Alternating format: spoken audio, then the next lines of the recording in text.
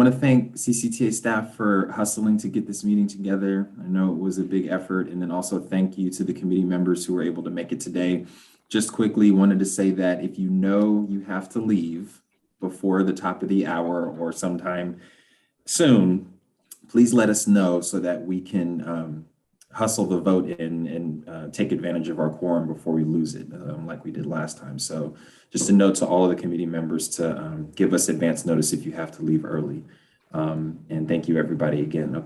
Okay, so with that out of the way, please give your attention to this short video.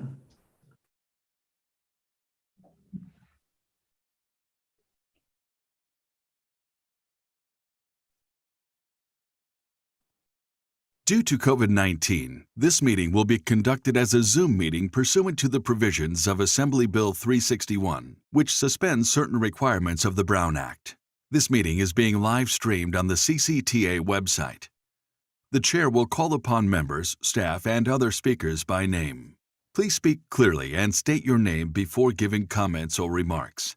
Persons participating via Zoom with their cameras enabled are reminded that their activities are visible to viewers. Members participating by Zoom wishing to speak should physically raise their hand and unmute their mic when called upon. Members should mute their mics when done speaking. Citizens participating by Zoom wishing to speak should use the Raise Hand feature or dial *9 if participating via phone, and the chair or staff will call upon them at the appropriate time. Citizens will have 3 minutes to speak. After 3 minutes, staff will lower their hand and mute their mic.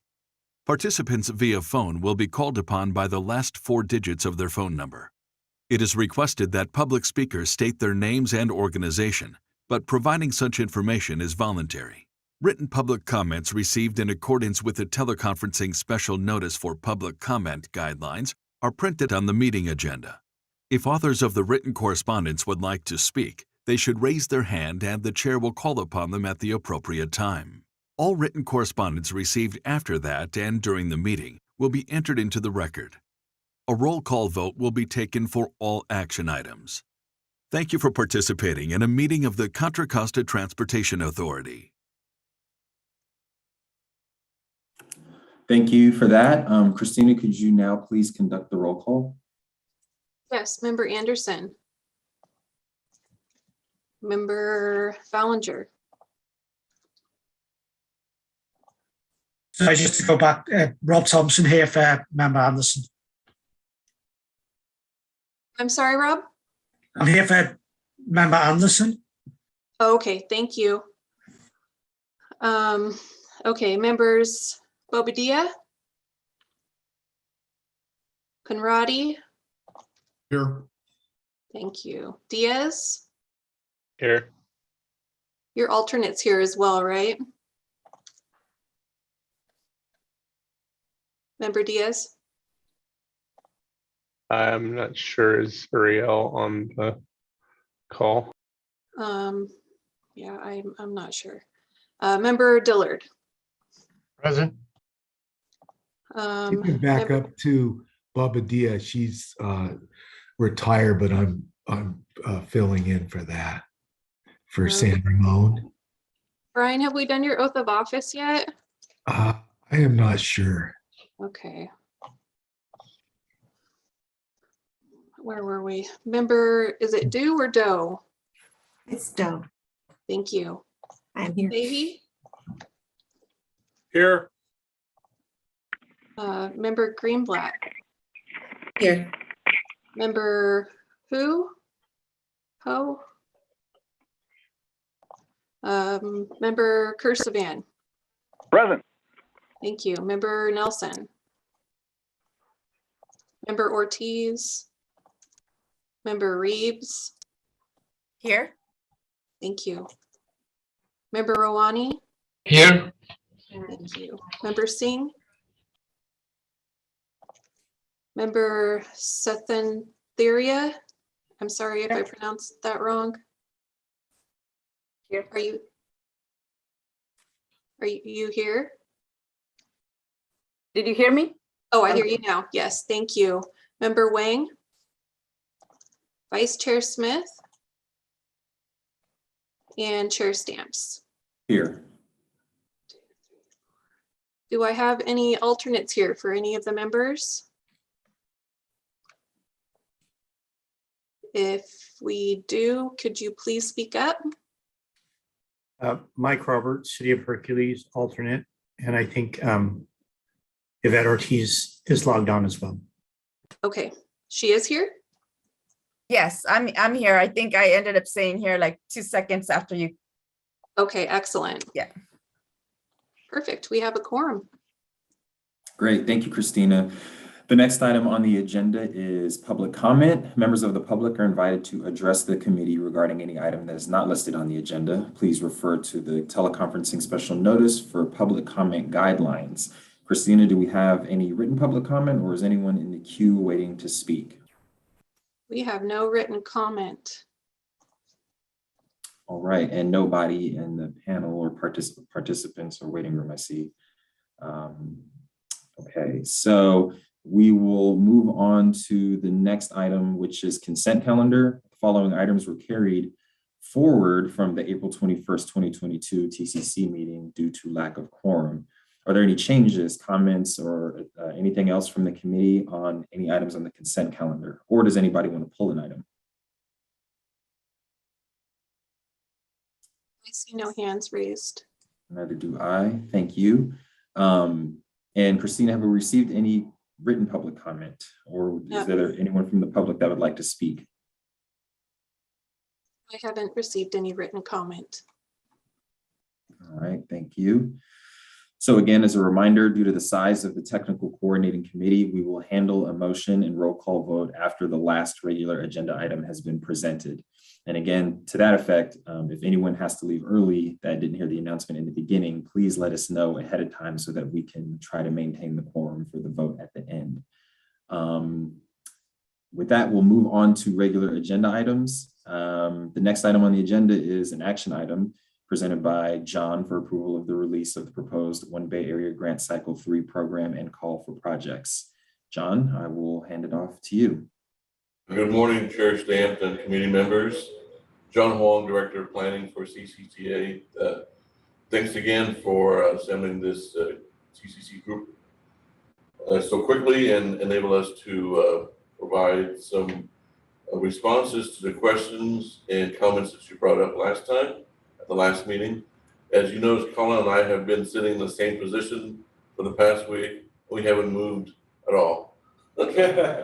Just make light of things. Anyways, so we did receive the comments, and we, like we mentioned in the meeting, took them to consideration. We discussed them. We went back to FTC to ask them for clarifications regarding the questions, and we wanted to highlight today some of the modifications that were made.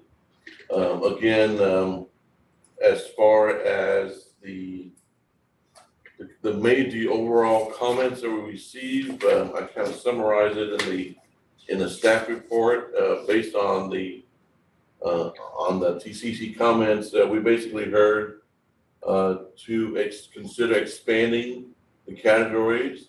John, sorry to interrupt. Just a heads up, we could see your presentation view. That's good. All right, thank you.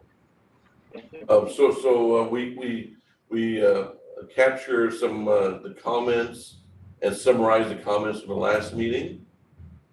And the first one was we heard that we should expand the categories and project eligibility and make it broader than the two categories that we originally proposed.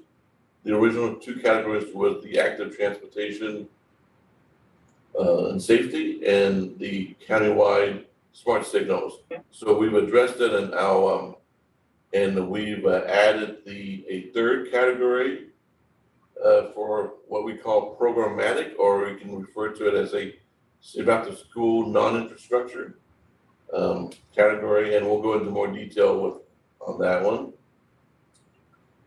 The other comment we received was to consider the latest routes of regional significance. And we are definitely doing that. As you are aware, or may not be aware of, CCTA is concurrently bidding the action plans for the four subregions, and we're right in the thick of finalizing those regional routes of regional significance. So definitely, we will take those, the latest version or the adopted version of those routes into consideration as part of this OBAG 3. The other point that was brought up was that we need a coordination with the local jurisdiction on development of the Smart Signals project. And I want to emphasize that we have been meeting with all the cities. I think we have probably 1 or 2 cities left, but I think that's the important thing of that project, is that it's really up to what the city's needs are that will make the project whole. Each city is at different stages in their equipment and hardware and software. So that requires our meeting with the cities and first identifying the needs for the inventory. And then we'll start building the project up from that level.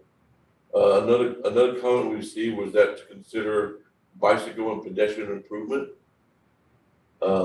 including bicycle signal phasing, adaptive signal timing, and eligible elements in the Smart Signals project. And also so again, all those elements will be discussed at the city level. And then that'll be part of the Smart Signals as applicable, as cities desire or would want that as part of the Smart Signals project. And then lastly is to consider transit-related elements as part of the Smart Signals project, and it may include transit-only signal, transit queue jump lanes, we've heard, and also transit priority technology. Again, I just want to emphasize that is all under consideration under the Smart Signals. And just to repeat myself, that really a coordination effort between CCTA and the individual cities in identifying elements that we will include in the Smart Signals project.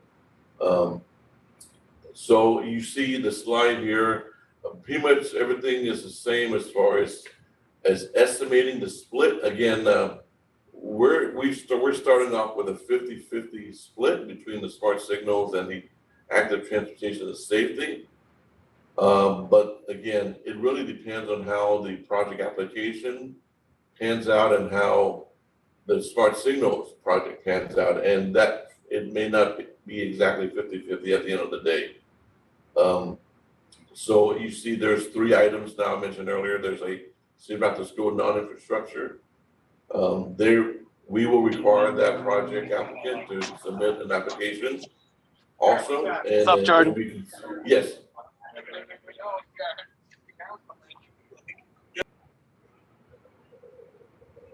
I just muted him. Okay, okay, sorry about that. Okay, and then the Smart Signals and the active transportation safety is the original too. You have a next slide?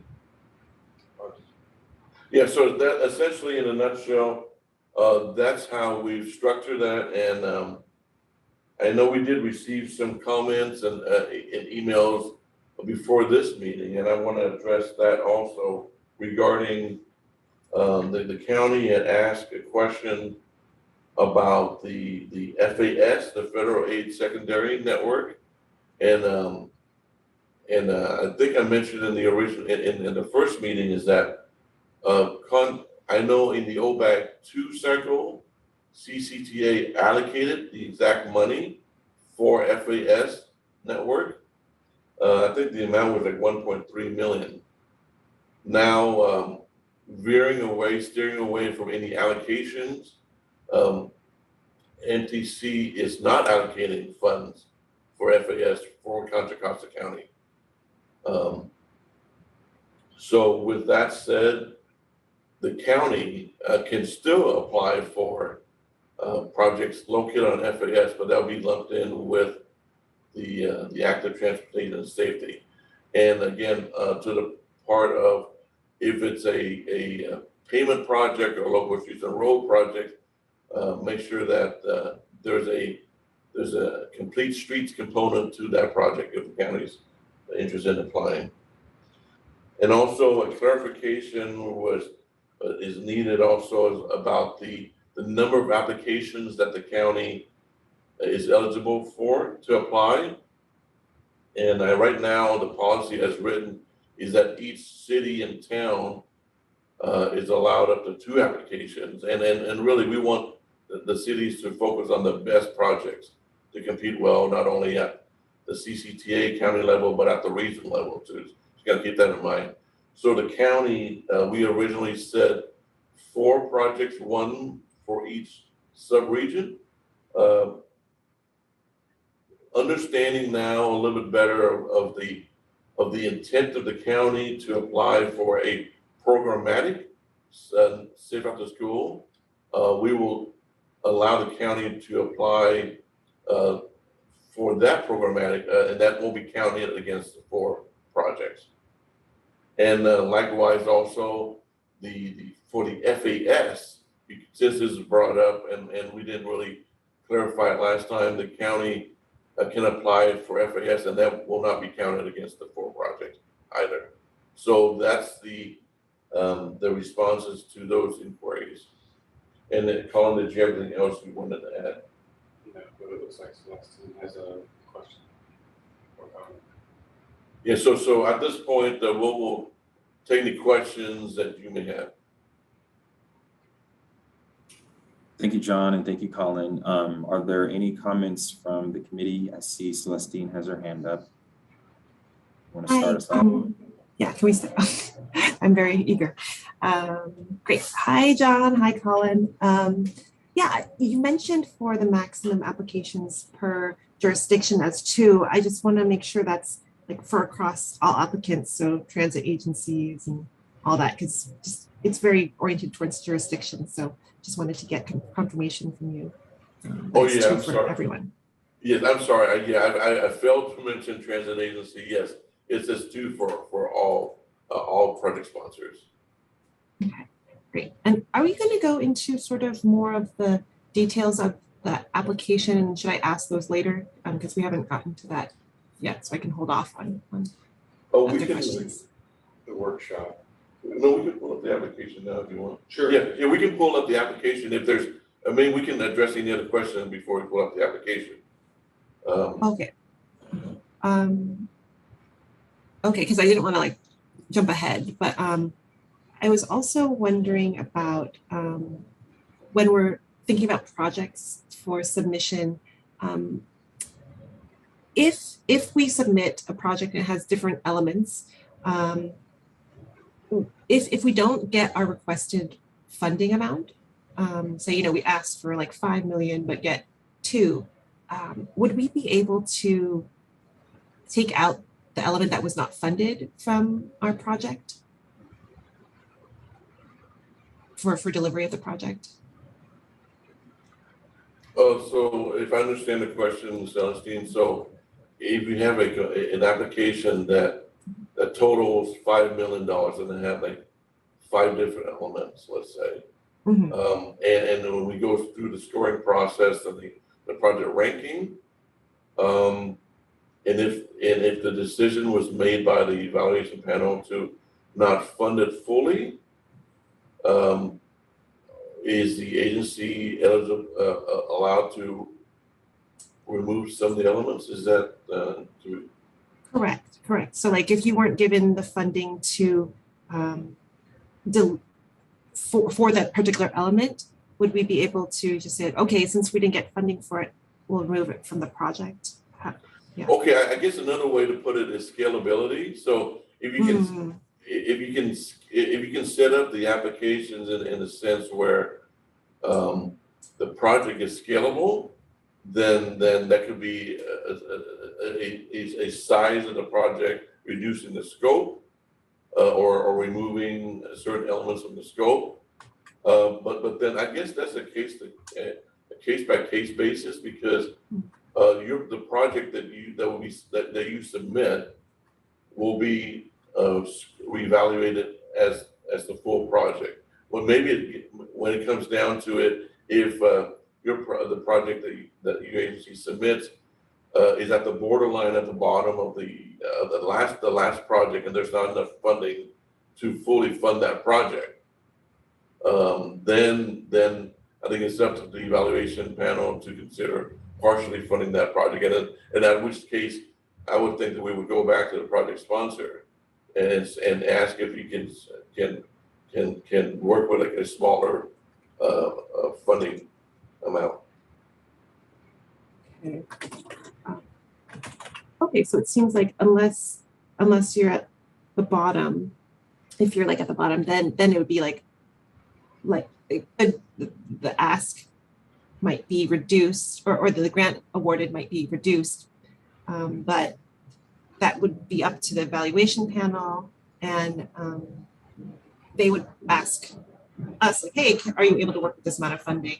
And so it'd be like a two-way conversation at that point, and then it would be decided sort of based on that, right? Right. I would expect that and intend that to be the case because, if the project is and again, is we can discuss that at the evaluation panel and kind of lay out some instructions and strategies on how to approach the scoring. But I would think that the project will be scored as submitted. Mhm. And if there's any question that comes up, or if they at the purview of the panel, then they can go back to the project sponsor to adjust the project. Great, that's helpful. And then one more question. At the last meeting, we also discussed the CMAQ funding criterion that MTC would be scoring an additional 10 points for CMAQ eligible projects, and it specifically asked for like the GHG emissions and all that. I just kind of wanted to clarify in which ways we would show that. Is that like data in terms of GHG reduction? Like what are we looking for to show that we are, able to get that kind of funding?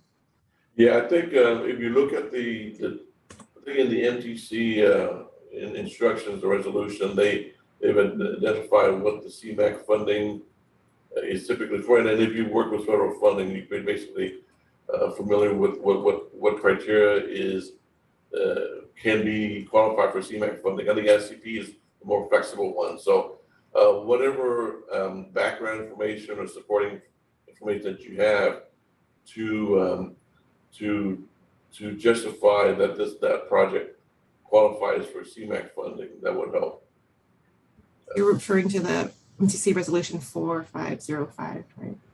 Yeah, 4505, yes. And then they have an appendix 1 also to that document.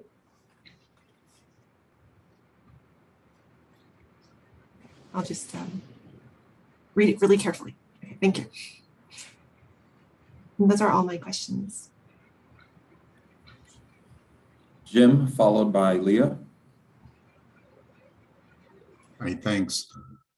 So I have a question about the bicycle signals, and would those be associated with the active transportation or with the smart signals?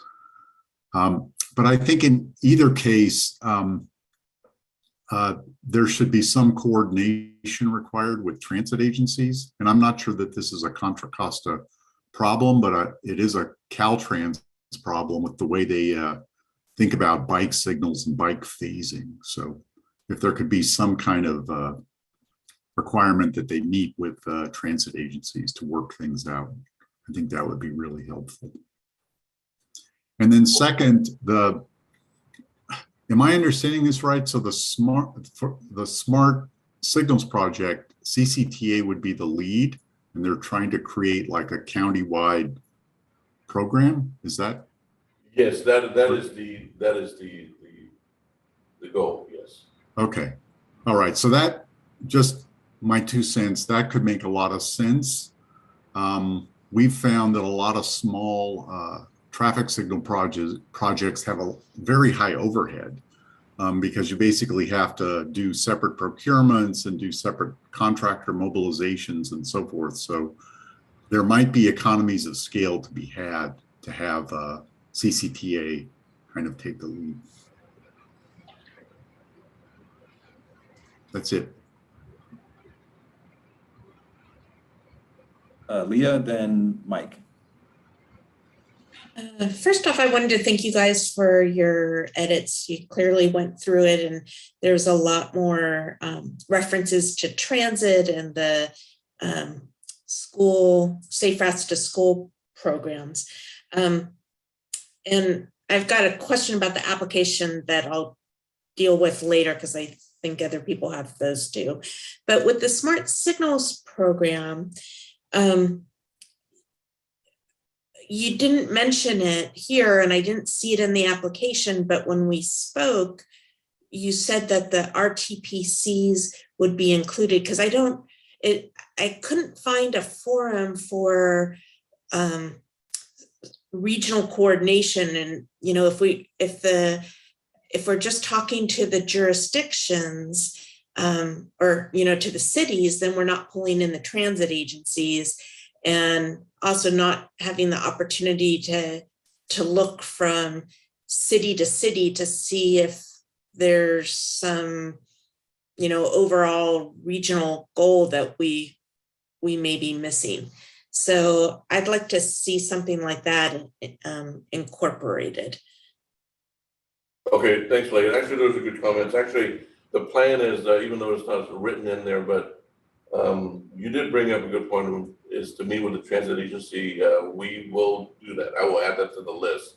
The other point but I think we need a forum where everybody's at the table so that, you know, there's the opportunity to talk together and not, you know, separately. Because I think that, you know, looking and seeing what everybody else is working on is important to make this successful. Yeah, just to follow up on that, my second and third point was that I mentioned that we met with the cities individually. We have 2 more, I think. And the intent was to come back and present the findings to the RTPC level. And my whole intent from the very beginning is to set up a stakeholders working group. That means including a representative from each city, including transit, at the same meeting to present the project as a whole. And this is a heavy lift. This is something that will be needed throughout the whole project. And again, we're just trying to get the elements, and right now, just to put an application together.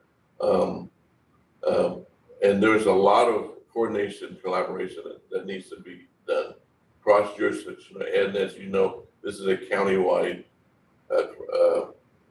project. So yes, I do take that your comment and then understand the comment.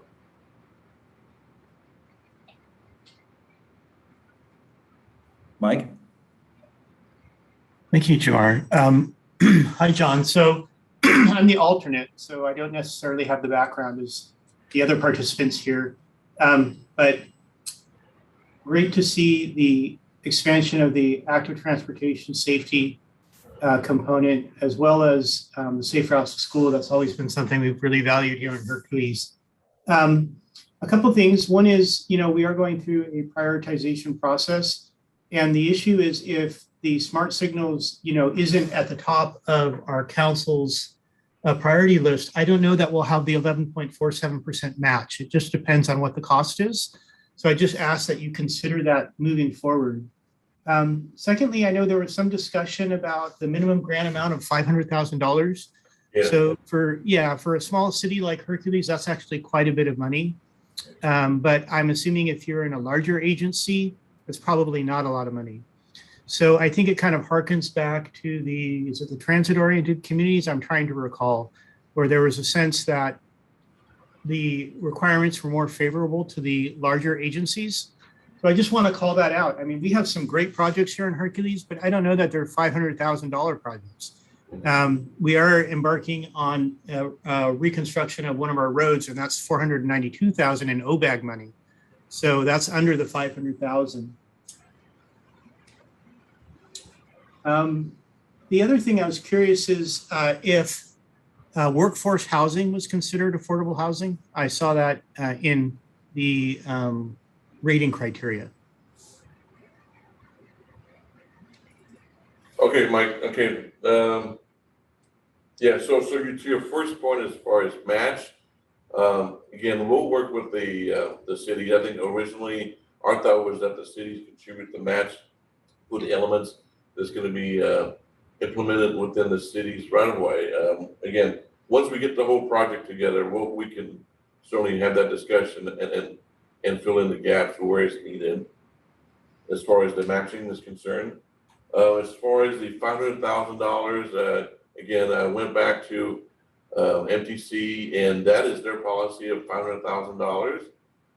Just because the size of the county, I think what I read was that our population is over 1 million population, so that's where they established that minimum project amount is. If you were like a smaller county like San Mateo or other Northern Bay Area county, then they lowered that to 250. Having said that, I think 497,000 is pretty close enough. I think that there's some exception that can be made, but I would encourage maybe adding on other components if you can, bundling groups of like projects within Hercules, or maybe working with a neighboring jurisdiction to put a joint project together. I mean, those are some of the options that you may consider, and I can certainly sit with you, Mike, and any cities interested to kind of brainstorm and see how we can push the best projects forward. And then to the last point there, the workforce, I have to look into it again. I'm not. I don't know if there's if MTC spelled out workforce housing. I have to look back to see if there's any emphasis that's put on that or not as far as the OBAC 3 is concerned.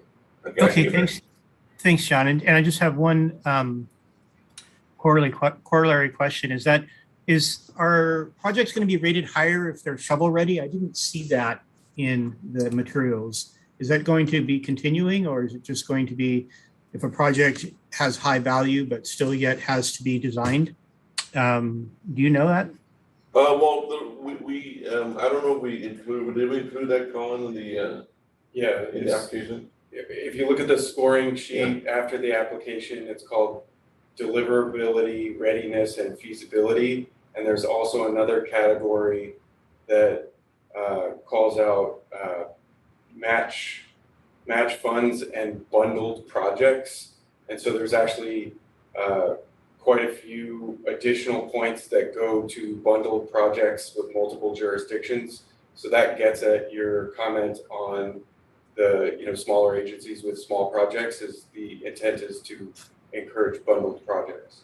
Right, and then to your point about the shovel ready, I think the way that the OBAC 3 works, I think you have until 2027 to obligate the funds.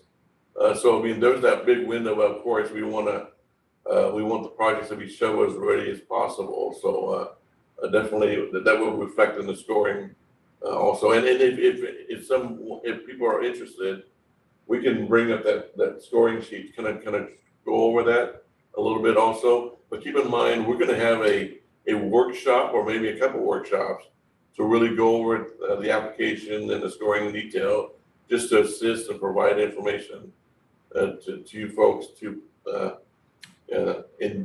detail. So the workshop is going to be set up shortly. Okay, yeah, I'm excited about moving forward. Thank you for your response. I do want to say, I don't think I've ever seen a project get bundled before. We did try that previously, but on federal projects, it's incredibly difficult given all the requirements. So I hear that part. I've not seen it done. or maybe only once or twice, but thank you. Yvette, followed by Luz.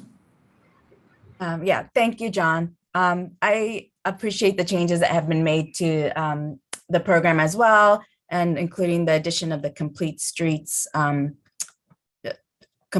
elements and the pavement preservation.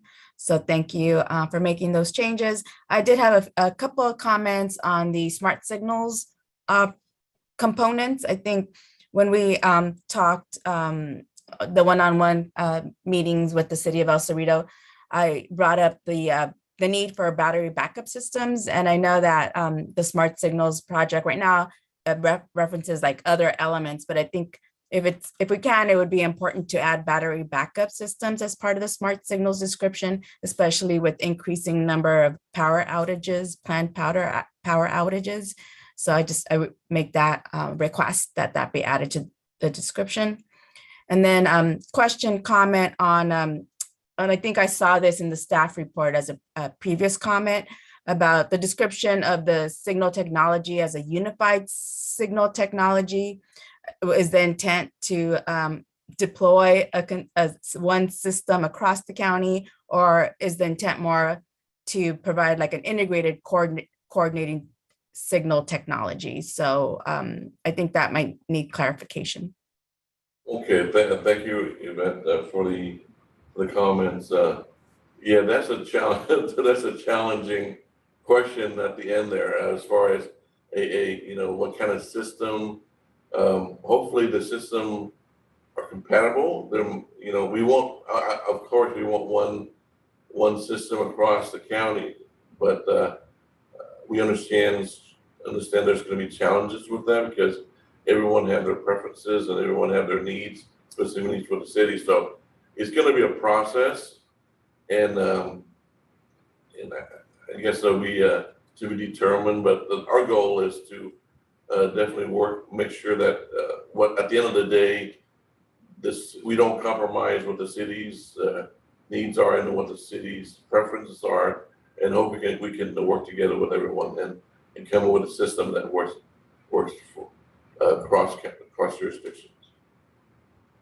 Thanks, John. And just to follow up on that really quickly, it was I would recommend a change then to the language on page 7 where you're indicating you're going to implement a unified signal technology. Perhaps providing more flexible language there would be better. Okay, sounds good. Thank you. Thanks. Luz? Yes, thank you. So good morning, everyone. Luz with Public Health. I really wanted to just express gratitude for the work that was done to clarify the Safe Routes to School component. I wanted to let you all know that Kirsten Riker and I did have a meeting this morning. It was wonderful. Thank you, Kirsten. As you know, Kirsten and 511.org manage a number of Safe Routes to School programming, primarily in Central and East County. And the good news is that we've identified the gaps where it would make the most sense for Contra Costa Health Services to fill in and continue to do and expand what we're doing for a countywide program. So we would be there for the cities that need us most. So I'm excited to basically compete for this funding and put in an application on behalf of Contra Costa Health Services. And thank you for clarifying that this application would not count toward one of the 4 that the county is able to provide. So it's more of an update, not so much a question, but I just wanted to express my gratitude and say thanks. Thank you, Luz. Jerry? Yeah, thanks, Jamar. And thank you, John and Colin, for answering the questions I emailed in. And I do want to echo Yvette's comments about battery backup. We're getting a lot of push for that too on our signals with the power outages. So please include that comment. And then you mentioned in the opening about the smart signals may not go 50-50. What would it potentially go to? Would it swing toward the active transportation or would it swing toward the signals? I don't know at this time. I just want to throw it out there, just to emphasize that that's our goal. But it really depends on it really depends on how things pans out as far as the number of applications that the ATS side, how many applications, how much money is being requested, combined with what we come up with as a project list for the smart signals. Again, I want to leave it as flexible, but at the same time, emphasize that our goal is to kind of split it evenly as much as possible. Thank you. That was the intent of that statement. Do any other committee members have any comments about the three programs, active transportation and safety, countywide smart signals, or the programmatic Safe Routes to School non-infrastructure? Any other comments and questions on any of the three programs? Sarvana? Followed by Leah. I would like to thank the CCTA staff, John and Colin, for following up with the members and especially with the City of Concord and addressing our concerns or our comments. So one point I would like to emphasize is that for the smart signal project, keep it open, keep it flexible at this point as it is a broader application that's going into OBAC, but then you need to work out the details with the individual jurisdictions and make it more, cohesive. And I'm probably echoing what you said, John, but I just want to reiterate that approach because there are many individual priorities going into corridors or even intersections and all that. So getting into details may dilute the application. So the higher level you are in, it'll be more stronger the application will be. And the other one is that probably it is in the application which I haven't seen. Your approach is to take it forward from where individual cities are in terms of the progress of the smart signal.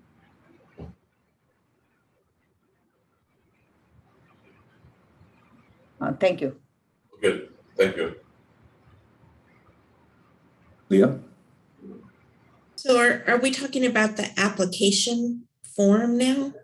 Yeah, I'm sorry. My mind was going too fast. What I meant to say was before we move on to the application questions, which I know members had, I wanted to sort of informally wrap up any questions or comments on the three programs. But it looks like we have done that. So Leah, why don't you go ahead and jump in with your questions about the application? Let's open that up, discussion up. And then I think Celestine had questions about it too. So Celestine, if you want to pop back on after Leah, please feel free. So, so there's in the application, there's this column that, what's it called? It's the scoring range column. And there's been a lot of additions in different categories where like after it says 4 to 6 significance, then there's like a parentheses and an asterisk, and it says, or a program, example, Safe Routes to School, non-infrastructure. And it's repeated throughout, and it just doesn't make sense to me why that's in the scoring range column. And I think it might be responding to some of the comments I had. And I was thinking more that there would be changes in the column to the left of that, which is telling you like how to respond if you had a programmatic project. And thanks for the question, Leah. There's different ways to do it. There's different ways to do it.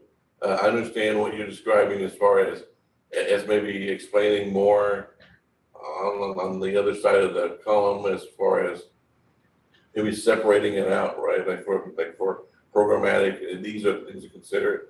We approach it this way. Again, I'm gonna have Colin kind of go through the thought process.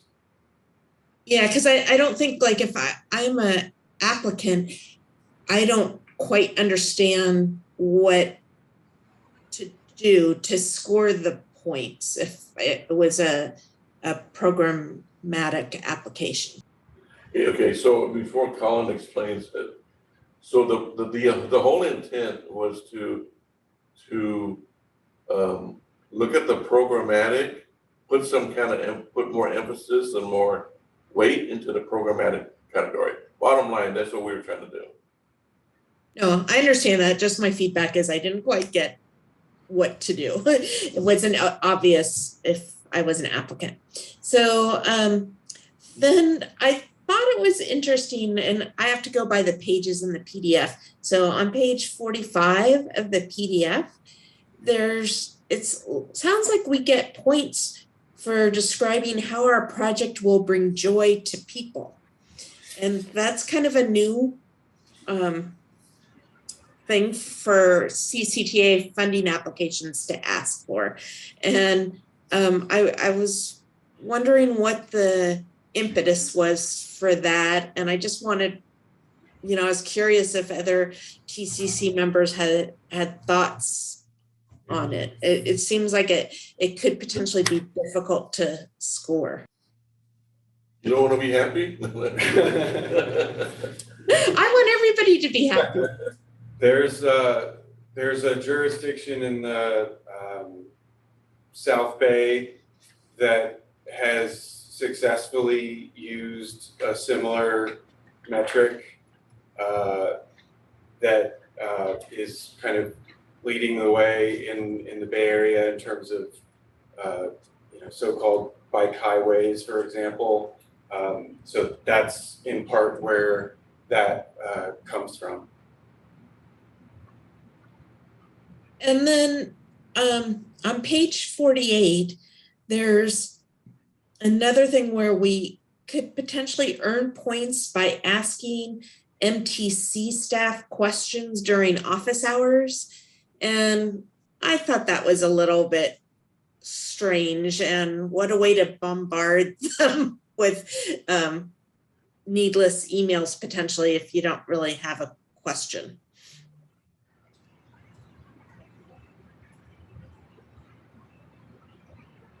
I thought that was weird too, Leah. So I just thought it was interesting that we called out a staff member. Okay, we can check that out, sorry. What page was that? I'm trying to find the page. 48.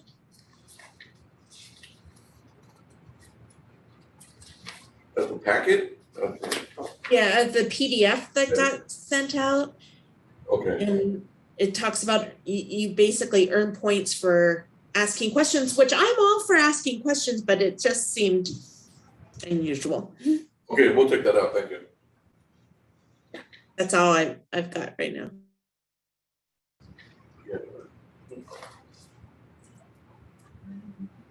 Celestine? Thanks, Jamar. Yeah, for John and Colin, I also want to iterate my gratitude for all your work. I mean, you were just cranking out material. So I know you were bombarded by so many questions and comments. So I appreciate your hard work, and also Christina and everyone else. So we're here. So you did it. Okay. Yeah, all right. So yeah, in the application, there are questions specifically for jurisdictions about feasibility, deliverability, readiness on that section. And it asks oh, how can you replicate across jurisdictions? And as a transit agency, what applicability are you looking for here? Is it that we could do it at other, of our stations, or what would you be looking for here? Other. I think that's the intent, Celestine, is to whatever project can be replicated. If you do it at one BART station, Pleasant Hill, which is across the street from us, we're looking at it right now. You can replicate the same thing at El Cerrito del Norte, or something like that. That's something that can be even done outside the county, which benefits other counties also. And Celestine, we do appreciate the comment about, I mean, the term jurisdiction does include the Bay Area Rapid Transit District, meaning BART and transit agencies, but we will explicitly call that out to make that more clear. So thank you for the comment. Oh, okay. I always thought jurisdiction meant city, so. Yeah, me too, but I mean, I think we can clarify that. We can definitely, where appropriate, we'll call out the transit agency specifically. Okay, great. That's very helpful. And building up on Leah's comment about the joy factor, so there will be a specific metric that you can measure joy. I'm not familiar with that, so I'm just wondering. I know there are like university classes on joy, but I don't know how to measure joy. Yeah, so yeah, that there'll be more to talk about at the workshop on that topic, and there's some examples that were included in the scoring sheet that borrowed from some of the South Bay examples. I see, like contiguous routes through engaging landscapes. Okay. Right. I see. So we can't apply it to our like personal lives. So. Okay, that's good. Thank you.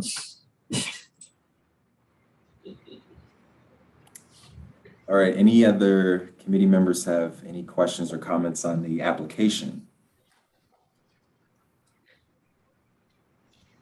I don't see any hands.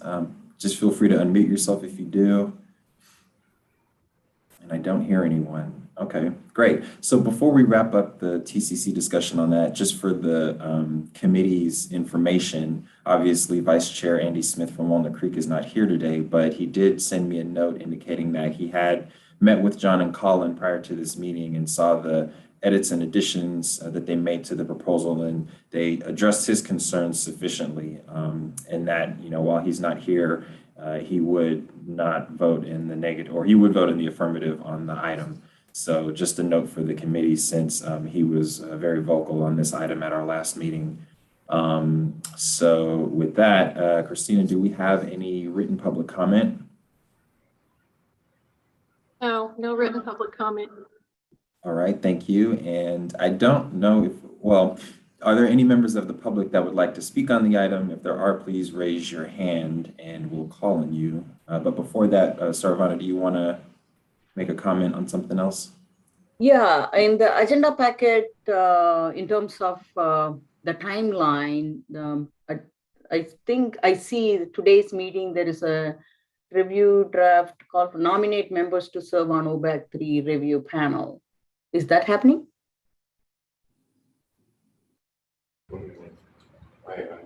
It is one of the recommendations. Okay. I mean, I don't know how that's planning to be considered or done. First, CCTA staff, Concord is proposing to be, we are volunteering if you're considering us. So. Yeah, I think through the chair, it's certainly, there's, you can do it however you want to do it as far as establishing the members. Well, then why don't we do this? Let's we'll move on from the discussion on the programs and the application before we get to public comment, which I don't think there will be any. Why don't we ask for any volunteers? How many do you need for the evaluation panel? We're looking at 4. Okay, so we have 1 so far. Can we get 3 more members from the TCC to volunteer or nominate a member to be a part of the review panel? Celestine, thank you, from BART. Leah from WCTAC, that's 3. We have 1 more. And Jerry from the county, awesome. All right, so there's your 4. Can I just clarify, Jamar, if it's me or can it be staff? John or Colin, you have a preference, or Christina? Yeah, it needs to be somebody from this committee. Can I also suggest, could we get more people? Because it seems like we could potentially have a lot of applications to review among just 4 people. Well, it'll be 4 from this group and 4 from the CDPAC. So it'll be 8 altogether.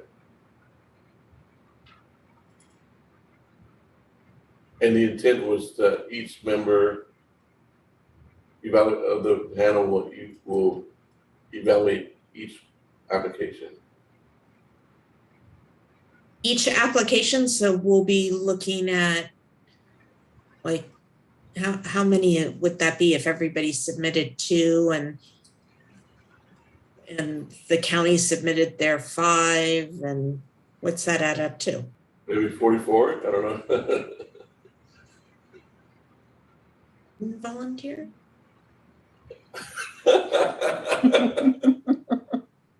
That's a lot. Like normally, don't we divide up in the applications into Groups.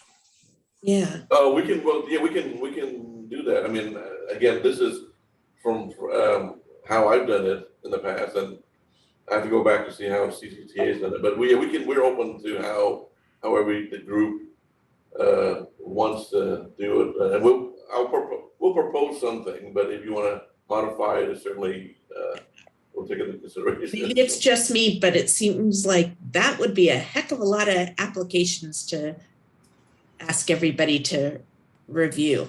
I'm fine. That's why we thank you for volunteering.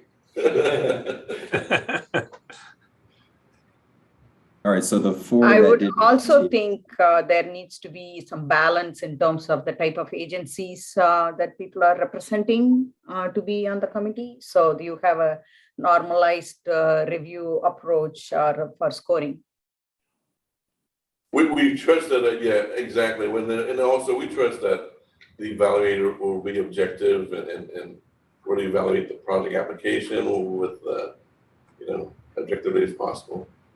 And I did mention to the chair of CBPAC that as CBPAC selects or nominates members to serve on the review panel, we would need to take into consideration, to your point, the overall, representation countywide with, different agencies. So the TCC nominations could, in effect, affect the CBPAC nominations.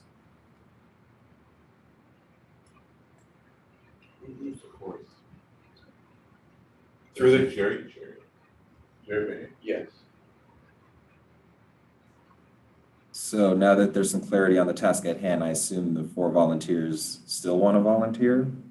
You're all good? Yeah, I mean, I raised my hand more to ask the question, but I'll stay on the list. But if we need to adjust because of the CBPAC, I'm willing to step down too. Oh, I see. Okay. Pretty good right now. All right. Does that work for you, John, Colin, and Christina? Those 4 members, and then also understanding the potential overlap with Jerry and his CBPAC duties. John and Colin. What was the question?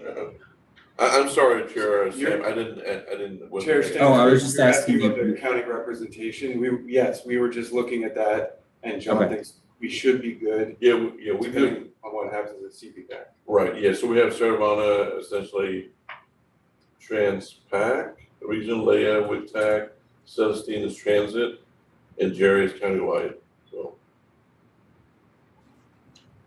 Okay, we'll roll with that then. All right. Since there are no additional comments, we'll go ahead and move on to a motion and roll call vote to approve the following items. Item 3, consent calendar, and item 4A, which we just heard, the OBAG 3 program call for projects. Do I have a motion? I'd like to move the motion, but with the addition that our comments that we made today are reflected in the OBAG materials. Is there a second? Steve Kersevan, second.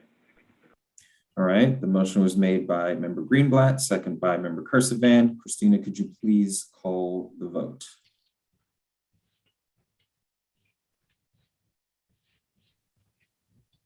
Okay, members Anderson. Ballinger, Aye. Obadiah. Conradi, Yes, I'm sorry, Bobadilla? yes. No. Conradi, Yes. Diaz, Yes. Dillard, Aye. Gu? Doe? Yes. Oh, okay, thank you. Fahey, Yes. Greenblatt, Yes. Who or Ho? Kersavan, Yes. Nelson, Ortiz, Yes. Reeves, Rouhani, Aye. Singh, Garavana, Aye. Wang, Smith, or I'm sorry, Vice Chair Smith, and Chair Stamps. Yes. The motion passes with the members present.